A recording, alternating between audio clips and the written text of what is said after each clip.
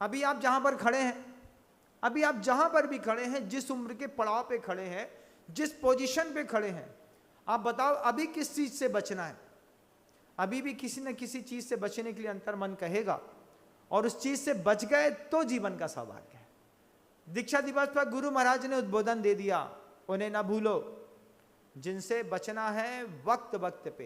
क्या गजब का हाइको है, हर वक्त किसी न किसी चीज से तो बचना है। अभी घर जाओगे, शाम के समय झगड़ा होना होगा, तुमने पहले से तैयारी कर ली है, आज क्या है, एग्जाम है यार, आज आर की लड़ाई होगी नहीं तो पार की लड़ाई होगी। होगी होगी महाराज, आज शाम का ही डिबेट फाइनल किया है।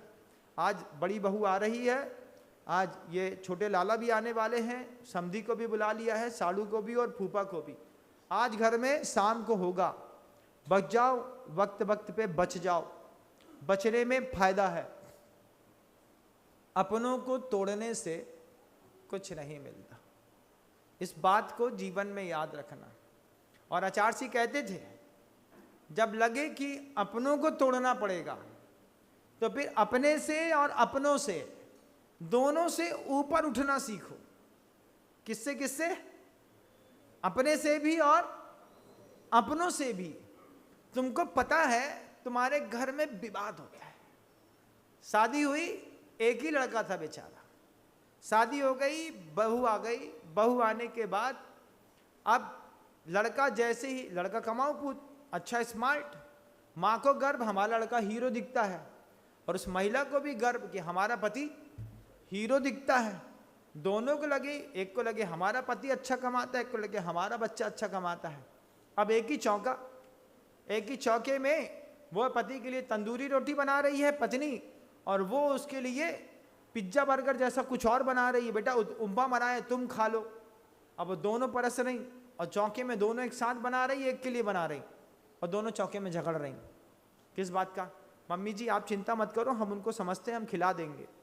मम्मी कह रही है तुम क्या समझती हो, हमने उसको जिंदगी से पाला है, 28 साल से हम खिला रहे हैं, तुम क्या खिला दोगी? हम खिलाएंगे, हमारा बच्चा है, लो बेटा तुम खा लो, प्रलय तुम खा लो। प्रलय को एक थाली ये दिया, एक थाली ये दिया। अब बोला मम्मी हम इतना ना खा पाएंगे, ना इतना खा पाएंगे।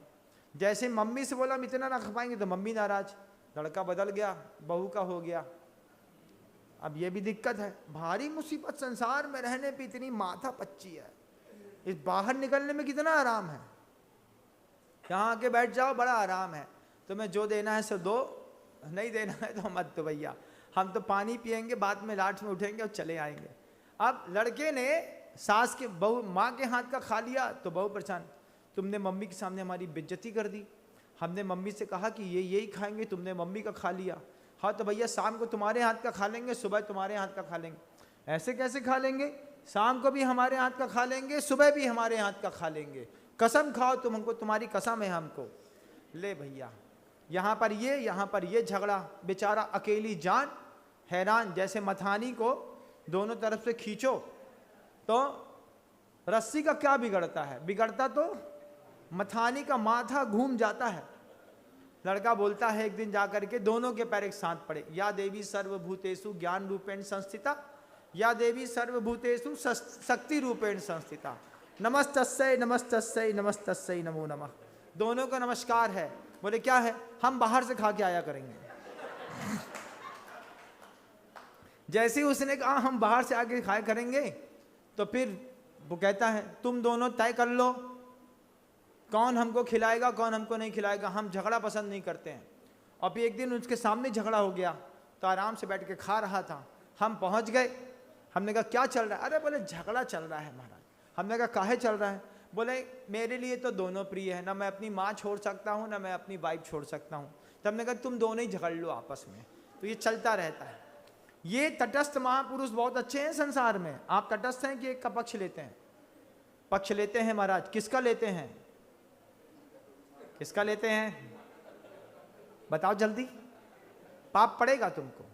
अरे महाराज माँ का क्या है, वो तो 2-4 दिन की मेहमान है, आज है कल चली जाएगी। पत्नी का पक्ष लो, क्योंकि उसके साथ जिंदगी गुजारनी है। अब कमरे में तो उसी को झेलना है, तो हम पत्नी का पक्ष लेते हैं महाराज। आप बहुत अच्छे, आप जेके जी को प्रणाम है। जेके जी का मतलब खुद निकाल लीजिएगा। हम क्या बोलें, सब शॉर्ट फॉर्म में भी कई काम होते हैं। तो ये आदमी इस तरीके से जिंदगी में फंसा है।